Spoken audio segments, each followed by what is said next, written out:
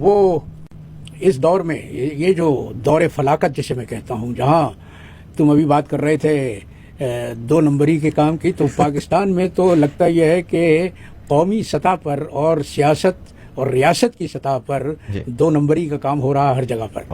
مثال کے طور پر آج ہی ابھی میں پڑھ رہا تھا کہ 3 مہینے پہلے فوج نے پنجاب کی حکومت سے 45,000 ایکڑ زمین حاصل کی تھی 3 اضلاع میں، بھکر، ساہیوال اور ایک اور کوئی ڈسٹرکٹ ہے. اور وہاں پہ وہ بقول ان کے وہ کارپوریٹ ایگریکلچر فارمنگ کرنا چاہ رہے تھے. اول تو یہ جو نام دیا گیا ہے، ٹائٹل دیا گیا ہے، اس نے مجھے پریشان کر دیا کہ یہ کارپوریٹ ایگریکلچر فارمنگ کیا ہوتی ہے. لیکن حیرت کی بات یہ ہے کہ ایک وہ محکمہ جس کو ملک کی سرحدوں کی حفاظت کی ذمہ داری سونپی گئی ہے، وہ اپنے کام کو تو کم کر رہی ہے، لیکن اس کام کے علاوہ ہر وہ کام کر رہی ہے جو فوج کو نہیں کرنا چاہیے. بہت سے لوگوں نے سوشل میڈیا پر اب فوج کا نام ہی بدل کے اس کو محکمہ زراعت کر دیا ہے، ڈپارٹمنٹ آف ایگریکلچر. تو آج اس کے خلاف وہ جو پنجاب حکومت کا فیصلہ تھا فوج کو 45,000 ایکڑ سے زیادہ زمین دینے کا، اس کے خلاف درخواستیں دائر کی گئی تھیں اور نچلی عدالتوں نے اس حکم کو معطل کر دیا تھا. آج لاہور ہائی کورٹ نے، اور یہ بھی بڑا المیہ ہے کہ ہمارے ریاست کا ہر ادارہ اس وقت فوج کے مکمل تابع فرمان ہو چکا ہے. تو لاہور ہائی کورٹ نے یہ فیصلہ کیا کہ وہ جو نچلی عدالتوں کا فیصلہ تھا ان احکامات کو معطل کرنے کا، اس کو منسوخ کر دیا گیا.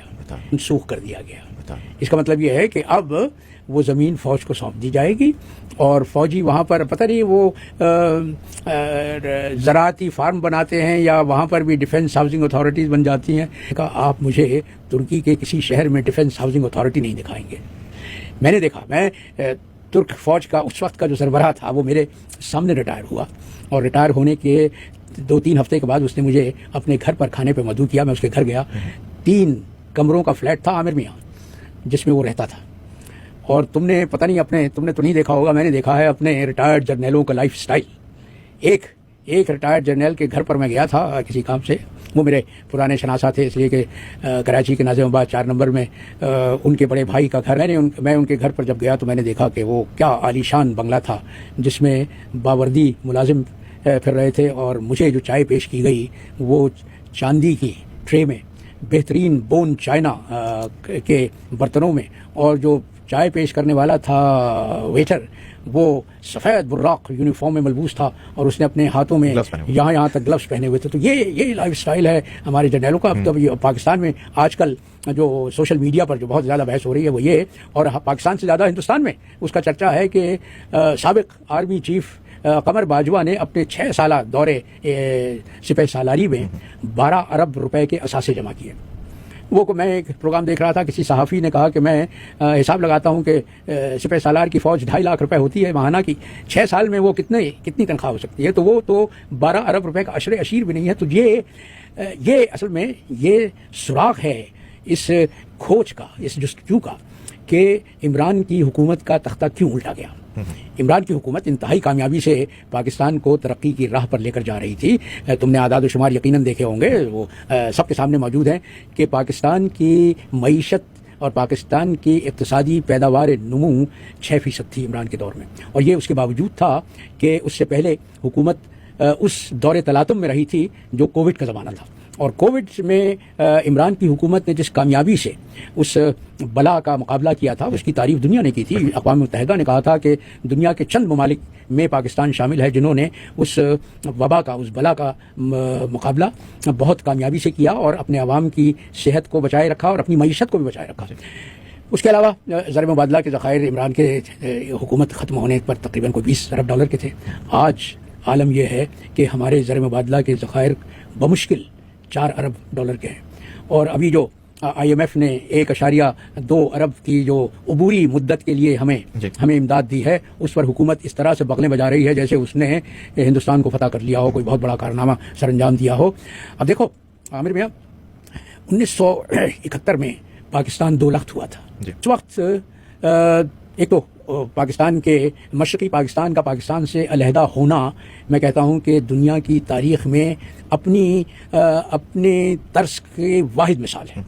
تم نے بہت سنا ہوگا دنیا کے بے شمار ملکوں میں اقلیتیں الگ ہونا چاہتی ہیں، وہ یہ چاہتی ہیں کہ ان کا اپنا ملک بن جائے، لیکن مشرقی پاکستان میں بنگلہ دیش بننے کی واحد مثال اس اکثریت کی ہے جس کو اقلیت نے اتنا مجبور کیا، اتنا زج کیا، اتنا لاچار کیا کہ اس نے آخر کو ہاتھ کھڑے کر دیے اور کہا کہ تم اپنا ملک اپنے پاس رکھو، ہم علیحدہ ہونا چاہتے ہیں۔ بنگلہ دیش جب بنا ہے تو بہت سے لوگوں نے کہا تھا کہ بنگلہ دیش تو ہمیشہ ہی بلکہ ہینری کسنجر کا یہ قول تھا کہ Bangladesh will be a permanent basket case. آج بنگلہ دیش کے زر مبادلہ کے ذخائر پاکستان کے ذخائر سے 10 گنا ہیں۔ کس طرح سے کیا؟ مجھے یاد ہے میں چین میں تین برس رہا ہوں، میں نے سفارتکاری کی ہے، وہاں میں اپنے سفارت خانے کا منسٹر تھا، یعنی ڈپٹی ایمبیسڈر تھا۔ مجھے یاد ہے میں اپنے گھر پر اکثر چینی اہلکاروں کو بلایا کرتا تھا، مدعو کیا کرتا تھا۔ تو ایک بار میں نے اپنے گھر پر جو ضیافت رکھی تھی اس میں چین کے ایٹامک انرجی کمیشن کی ایک بہت ہی سینئر افسر بھی موجود تھی۔ میری بیگم مرحوم اللہ ان کی مغفرت کرے، انہوں نے اس خاتون سے باتیں کر رہی تھیں تو دوران گفتگو ان سے پوچھا کہ آپ کی تنخواہ کتنی ہے؟ تو ان خاتون نے جو تنخواہ بتائی، مجھے معلوم تھا کہ میرے سفارت خانے کے باہر جو چینی گارڈ کھڑے رہتے تھے ان کی تنخواہ کتنی تھی۔ تو ان خاتون نے جو ایٹامک انرجی کمیشن کی رکن تھیں، جو فزسسٹ تھیں جنہوں نے امریکہ کی ایک یونیورسٹی سے پی ایچ ڈی کر رکھا تھا، انہوں نے جو اپنی ماہانہ مشاہرہ بتایا اس میں، اور وہ گارڈ جو ہماری سفارت خانے کے باہر کھڑا رہتا تھا اس میں بہت معمولی فرق تھا۔ تو میری بیوی نے کہا کہ آپ کو یہ کبھی احساس نہیں ہوتا کہ آپ کی جو لیاقت ہے، آپ کی جو قابلیت ہے، آپ کا جو منصب ہے، آپ کو اس کے حساب سے اجرت نہیں مل رہی؟ ان خاتون کا جو جواب تھا وہ سنہرے حروف سے لکھنے والا تھا۔ ان کا ہاں میں جانتی ہوں کہ مجھے میری لیاقت اور استعداد کے مقابلے پر بہت کم مشاہرہ ملتا ہے، لیکن اگر مجھے وہ مشاہرہ ملے جس کی میں اپنی تعلیمی قابلیت کی بنا پر حقدار ہوں تو میرے 10 چینی بھائی بھوکے رہ جائیں گے۔ یہ ہوتا ہے قومیت کا تصور، یہ ہوتی ہے حب الوطنی۔ چین نے، میں یہ کہتا ہوں کہ چین نے پہلے غربت کو مساوی تقسیم کیا، اس کے بعد دولت پیدا ہونی شروع ہوئی۔ دنیا کے بے شمار ملکوں نے کوشش کی ہے کہ وہ غربت کا خاتمہ کر دیں، لیکن وہ کامیاب نہیں ہوئے، اس لیے کہ انہوں نے غربت کو مساوی تقسیم نہیں کیا، انہوں نے اس عدم مساوات کو ختم نہیں کیا۔ تو یہ پاکستان کا یہ مسائل ہیں۔ پاکستان میں غربت ہے، پاکستان میں 98% پیپل آف پاکستان غریب ہیں۔ وہ بمشکل، اور خاص طور پہ پچھلے 15-16 مہینے میں اس یہ حکومتی مافیا نے جو مہنگائی کا طوفان، جو مہنگائی کا عذاب پاکستانی عوام کی پیٹھ پر لادا ہے، اس نے تو ان کی کمر توڑ دی ہے۔ یہ پاکستان کا یہ مسائل ہیں۔ پاکستان میں غربت ہے، پاکستان میں 98% پیپل آف پاکستان غریب ہیں۔ وہ بمشکل، اور خاص طور پہ پچھلے 15-16 مہینے میں اس یہ حکومتی مافیا نے جو مہنگائی کا طوفان، جو مہنگائی کا عذاب پاکستانی عوام کی پیٹھ پر لادا ہے، اس نے تو ان کی کمر توڑ دی ہے۔ 98% کے غریب ہیں، 2% صرف وہ مراعات یافتہ طبقہ ہے جس کے پاس سب کچھ ہے، اور وہی ہے جو پاکستان کی اشرافیہ کہلاتی ہے، اور وہی ہے جو میں کہتا ہوں اور میں بابانگ دہل کہتا ہوں کہ یہ سب، چاہے وہ سیاست میں ہوں، چاہے وہ فوج میں ہوں، چاہے وہ بیوروکریسی میں ہوں، چاہے عدلیہ میں بیٹھے ہوئے ہوں، یہ سب اس اشرافیہ کے اراکین ہیں جو مل کر پاکستان کے 98% عوام کو بے وقوف بنا رہی ہے، ان کے حقوق پر ڈاکہ ڈال رہی ہے، ان کے لیے زندگی عذاب بنا دی ہے اشرافیہ نے۔ اور یہ جو کچھ بھی تم دیکھتے ہو نا، یہ جو اکھاڑ پچھاڑ ہو رہی ہے، یہ جو سودے بازی ہو رہی ہے پیپلز پارٹی اور مسلم لیگ کے درمیان، اور یہ جو مولانا فضل الرحمان ان کے نام کے ساتھ مولانا لگانا مولانا کی توہین ہے، وہ جس طرح سے بندر بانٹ کرنے کی سوچ رہے ہیں۔ اب تم نے بھی یقیناً پڑھا ہوگا کہ پاکستان کے مستقبل کا، پاکستان کی ریاست کے مستقبل کا جو نقشہ یہ 3-4 کردار مل کے بنا رہے ہیں، اس کے خطوط کیا ہے؟ زرداری کا منصوبہ یہ ہے کہ اگلے انتخابات کے بعد وہ خود صدر مملکت بن جائے، ان کا بیٹا وزیر اعظم بن جائے، اور ان کی بیٹی سندھ کی وزیر اعلیٰ بن جائے۔ نواز شریف کا منصوبہ یہ ہے کہ وہ کسی نہ کسی طرح سے اپنے خلاف جو ان کے سر پر تلوار لٹک رہی ہے، سپریم کورٹ کا جو فیصلہ ہے جس کے تحت وہ تاحیات عملی سیاست سے بے دخل کر دیے گئے ہیں، وہ یہ چاہتے ہیں کہ کسی طرح سے اس تلوار کو ان کے سر سے ہٹا دیا جائے، اور وہ چوتھی بار پاکستان کے وزیر اعظم بن جائے، اور ان کی بیٹی پنجاب کی وزیر اعلیٰ بن جائے، शहबाज शरीफ का मंसूबा यह है कि वो बदस्तूर पाकिस्तान के वजीर आजम रहें और उनका बेटा पंजाब का वजीर आला बन जाए। मौलाना फजलुर रहमान ये चाहते हैं कि वो मुल्क के सदर बने और उनका बेटा खैबर पख्तूनख्वा का वजीर आला बन जाए। ये सोच है, ये फिक्र है उन लोगों की जो दुनिया को मालूम है कि पाकिस्तान को लूट कर खा गए, डकार भी नहीं ली, हजम कर गए, लेकिन अब तक उनके हौसले इतने बुलंद हैं कि वो ये समझते हैं कि जो बिसात, शतरंज की जो बिसात वो बिछाना चाहते हैं, पाकिस्तान की रियासत का नक्शा बिल्कुल मनो अन उसी तरह से बनेगा। ये हौसला, सवाल ये करो अपने आप से कि इन किरदारों को, इन बद किरदारों को ये हौसला देने वाला कौन है? हौसला देने वाले वो हैं जिनको मैं कह रहा था कि सोशल मीडिया पर अब उनको महकमा ज़राअत कहा जाता है।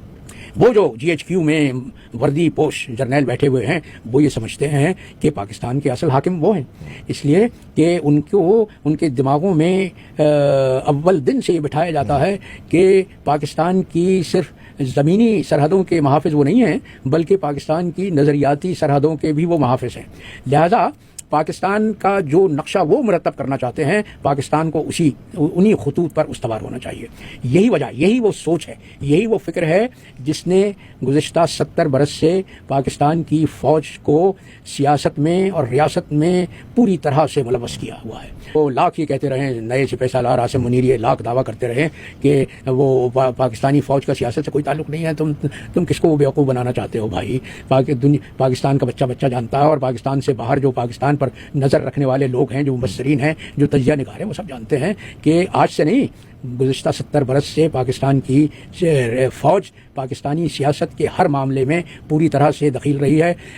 5 उंगलियां उसकी पाकिस्तान के घी में रही हैं। चाहते हैं अब उन्हें इमरान खान से शिकायत क्यों है? कमर बाजवा ने इमरान का तख्ता क्यों उल्टा था?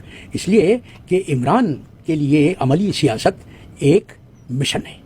मैं जानता हूँ, इसलिए कि मैं पहला सफ़ीर था जिसने इमरान के कैंसर अस्पताल के लिए फ़ंड्स जमा किए, तो इमरान से मेरा बहुत इंटरेक्शन हुआ, मुसलसल कुवैत में मुलाकात रही। वो जब भी आते थे, और मुझे याद है कि 1995 में उन्होंने अपनी पार्टी बनाने का ऐलान किया, लेकिन उससे 2 बरस पहले जब मेरी इमरान से कुवैत में मुलाकात हुई तो इमरान ने कहा कि सर मैं अपनी पार्टी बनाना चाहता हूँ, आपका क्या ख्याल है? तो मैंने कहा इमरान, एक दोस्त के तौर पर मेरा तुम्हें मुखलिसाना मशवरा यह है कि तुम इस गंदे खेल में मत पड़ो, इसलिए कि ये तो चोरों, लुटेरों और रहजनों का खेल है पाकिस्तान। लेकिन इमरान ने मुझे कायल कर दिया ये कह के कि सर अगर हम इन्हीं चोरों, लुटेरों और रहजनों पर पाकिस्तान की सियासत को छोड़े रहें तो फिर तो कभी रियासत के अहवाल दुरुस्त ही नहीं होंगे।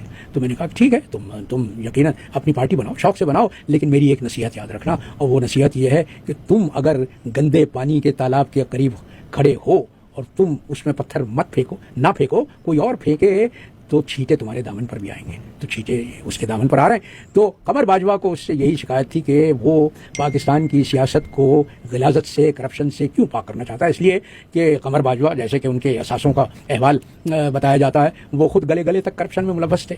लिहाजा उन्होंने उन्हीं चोरों, बदमाशों और लुटेरों के साथ साजबाज करके इमरान का तख्ता उल्टा। अब सवाल ये किया जा सकता है, और हर सोचने वाले जहन में सवाल आता है कि पाकिस्तान की रियासत का क्या नक्शा बनाना चाहते हैं हमारे ये जर्नैल।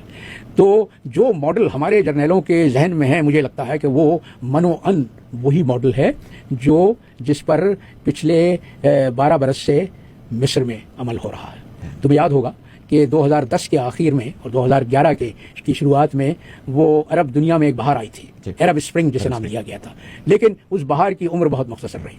कुर्सी को आखिर में उम्र कैद की सजा सुनाई गई और वहीं जेल में उनका इंतकाल हो गया।